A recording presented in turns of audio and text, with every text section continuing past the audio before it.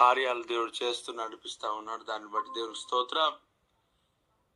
అనేక సమయాల్లో మనం భయపడుతూ ఉంటాం, బాధపడుతూ ఉంటాం, కృంగిపోతూ ఉంటాం. శత్రువుల యొక్క శబ్దమును బట్టి, దుష్టుల బలత్కారంను బట్టి ఖచ్చితంగా వారి యొక్క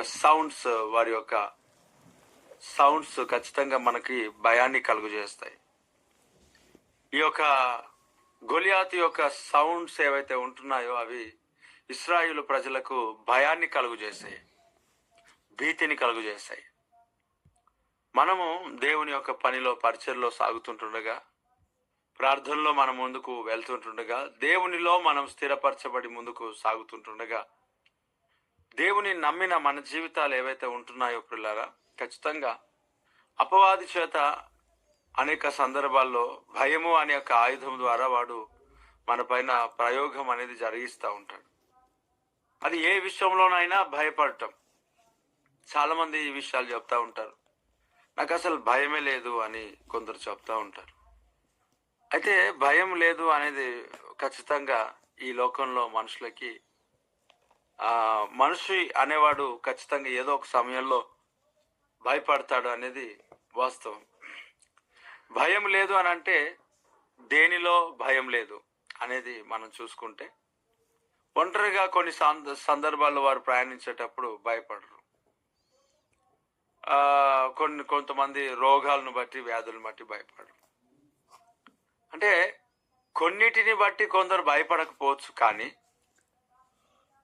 ఏదో ఒక సందర్భాల్లో ఏదో ఒక దానిపైన భయం అనేది కలిగి ఉంటుంది. ఏది లేకపోయినా పిల్లల విషయంలో భయం, కుటుంబ విషయంలో భయం, భర్త విషయంలో, భార్య విషయంలో, పిల్లల విషయంలో భయం అనేది ఉంటుంది.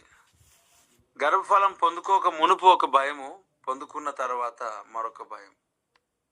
పొందుకోక మునుపేమో గర్భఫలం దేవుడు ఇస్తాడా ఇవ్వడా, మన నింద ఎలా కొట్టివేయబడాలా అని ఎటు వెళ్ళినా కూడా మనుషుల ఎదుటికి వెళ్ళడానికి కొంత భయపడతా ఉంటారు. గర్భఫలం పొందుకోగానే 9 నెలలు దేవుడు కాపాడడా? ప్రతిరోజు టెన్షన్, ప్రతిరోజు ఇబ్బంది, ప్రతిరోజు భయము, ప్రతిరోజు వేదన, ప్రతిరోజు కలవరం. గర్భఫలం కాపాడబడుతుందా లేదా? గర్భఫలం కాపాడబడి తీరా దేవుడు ఆశీర్వదించి మంచి డెలివరీని దేవుడిచ్చి కుమారును దేవుడిచ్చాడు అనుకోండి, వారి కాపుదల కొరకై, వారి క్షేమార్థమై భయం. వారు క్షేమంగా కొంచెం ఎదిగి పెద్ద అయిపోయిన తర్వాత వారు యవ్వన కాలంలో ప్రవేశించగానే వారు ఎటు వెళ్తారో ఏంటో అనేది ఇది కూడా భయం. కేవలం ఇది ఒకటే కాదు, అప్పుల విషయంలో భయం, సొంత ఇల్లు లేకపోవడం భయం, వీటన్నిటిలో ఒక భయము. కొంతమందికి చచ్చిపోతే నరకానికి వెళ్తానా, పరలోకానికి వెళ్తానా, కొంతమందికి భయం ఇది. మొత్తానికి ఏదో ఒక భయం అనేది మనుషుల్ని ఆవరిస్తూ ఉంటుంది. అయితే దేవుడు వాగ్దానమును చేసేవాడుగా, భయాల నుండి విడిపించేవాడుగా మనకు కనబడుతూ ఉన్నాడు.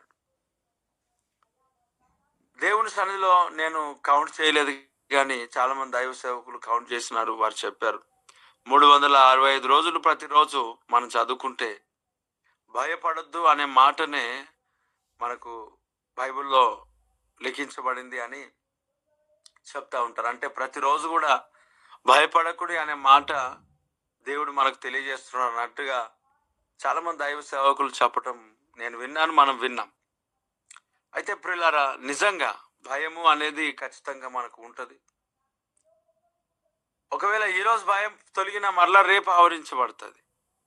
కాబట్టి ప్రతిరోజు ఏదో ఒక భయం చేత మనిషి అనేవాడు శోధింపబడతా ఉంటాడు. అయితే ఈ దినాన్ని 34వ కీర్తనలో 4వ చరణాన్ని ఒకసారి నేను చదువుతున్నాను.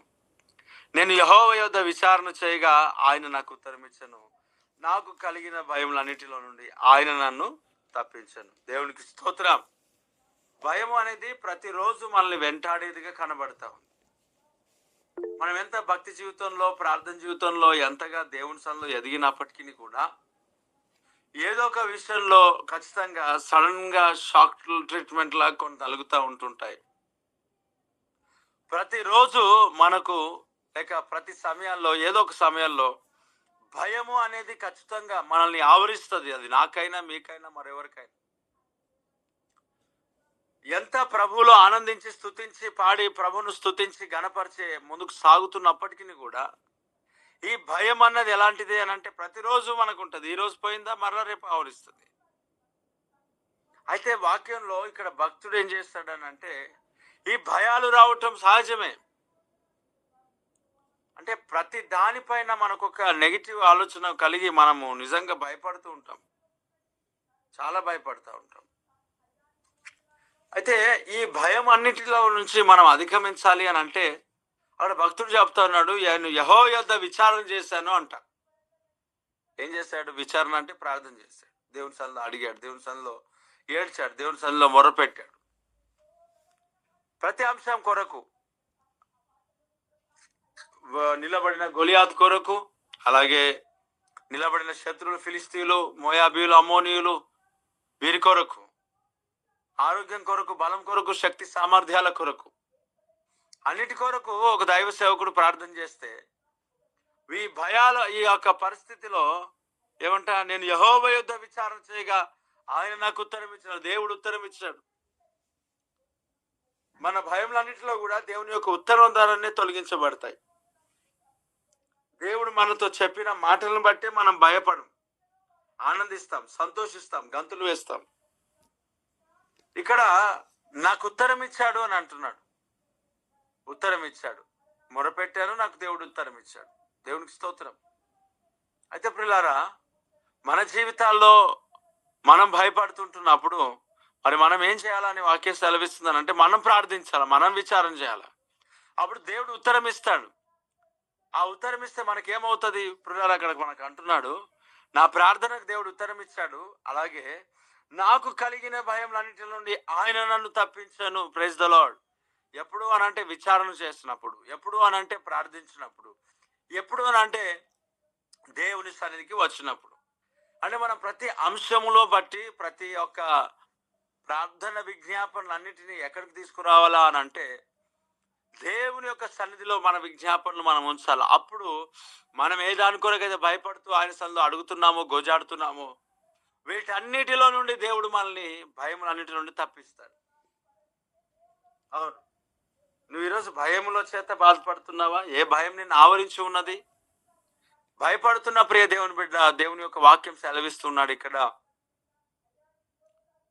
భయములన్నిటి నుండి దేవుడు తప్పిస్తాడు మనం మొరపెట్టినప్పుడు. ఇది మన వాగ్దానం.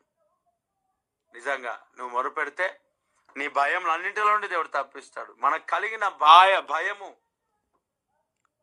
భయములన్నిటిలో నుండి, జాబ్ రాదేమో, ఆర్థికంగా ఎదగనేమో, ఫలించనేమో, అభిషేకించబడలేనేమో, సేవలో వాడలేనేమో, ఎన్నో సమస్యలు, ఎన్నో రకములైన భయములన్నిటి నుండి దేవుడు మనల్ని తప్పిస్తాడు మనం ఉత్తరం ఇచ్చినప్పుడు. కనుక ప్రియ దేవుని బిడ్డలారా, ప్రార్థిద్దాం, దేవుని సన్నిధిలో మొరపెడదాం, దేవుని సన్నిధిలో విజ్ఞాపన చేద్దాం. దేవుడు ఈ మాటలు ప్రతి బిడ్డల జీవితంలో ఫలభరితంగా మార్చును గాక. ఆమేన్. ఎవరైనా ఒకరు